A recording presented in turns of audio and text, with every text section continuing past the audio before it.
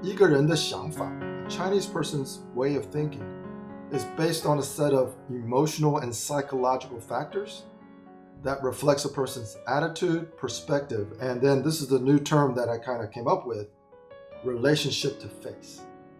All right, so I'm going to go through this real quickly and then I want to hear your thoughts. So it's influenced, a person's thinking in China, it's influenced by a mixture of factors that I think we really need to consider. When I say we, Westerners or foreigners doing business in China, the environment in which they were raised. We have to understand the environment in which a Chinese person was raised is completely different than the environment in which I was raised. You know, I was raised in Atlanta, Georgia.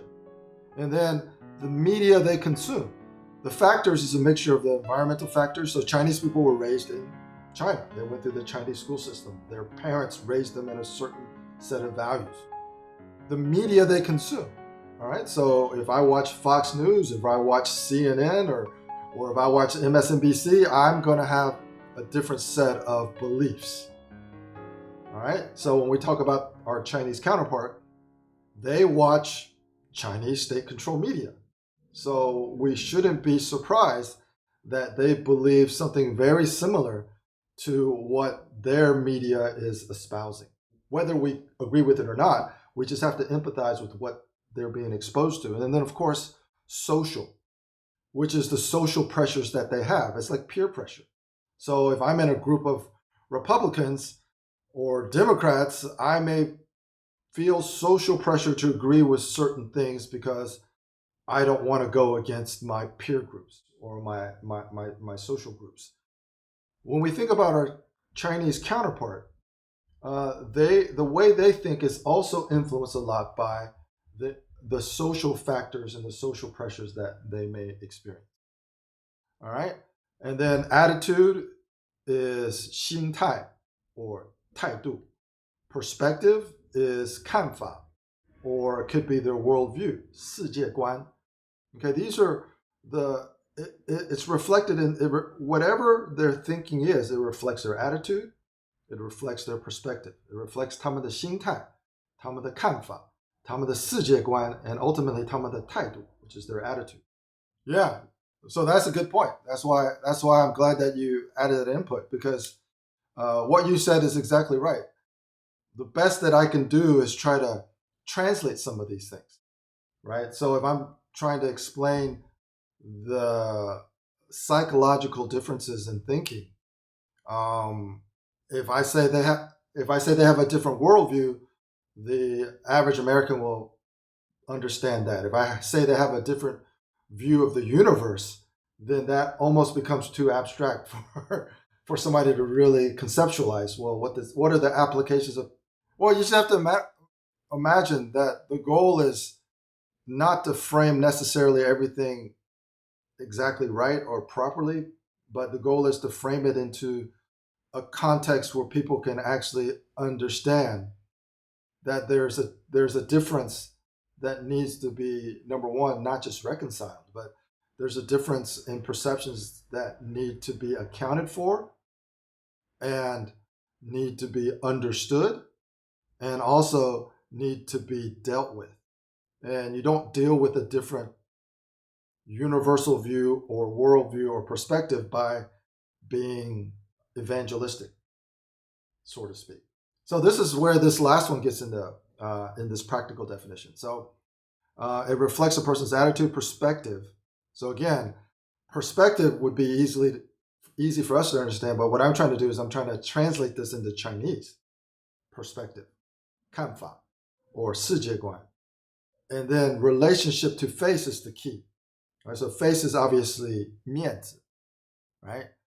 But relationship to face is whether it's the balance between 爱面子, which is a person's need for face, and 给面子, which is how a person gives face to other people. And obviously that depends on the hierarchical relationship.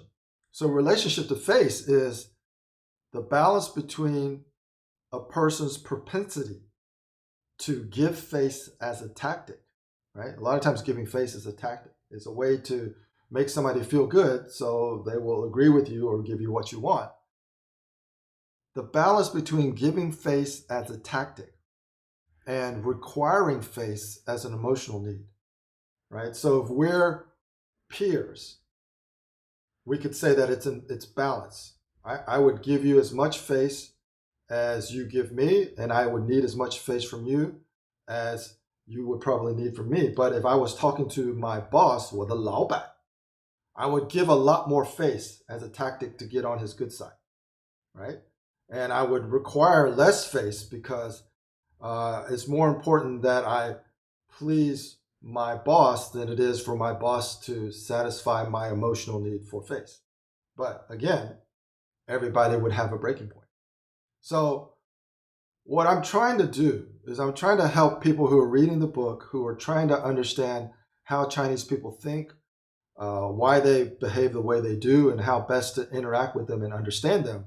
I'm trying to help them understand this balance, which I say is a relationship to their face. And the first one is hierarchical. Okay, so when you're giving face as a tactic, it really depends on 你们是什么关系, right? So if you're talking to any other Chinese person and you're talking about someone and something that you're trying to achieve with that person, the first question they may ask is 你们是什么关系? What is your relationship with that person? And then that will decide in the Chinese mind how much face I need to give in order to maintain balance in that relationship and do the best for myself. And then on the other side of that is how much face you require emotionally. All right. So this is, again, it depends on your bargaining power. So if you have more bargaining power, you're in a higher position of authority, they need you more than you need them, then you would require more face emotionally. Okay. And again, this is based on perception. And the question in Chinese that would be asked is 什么感觉? So in balance, when I say relationship to face, the two questions that you have to understand in your relationship with your Chinese counterpart that you're communicating with is 什么关系? What is the Guanxi relationship?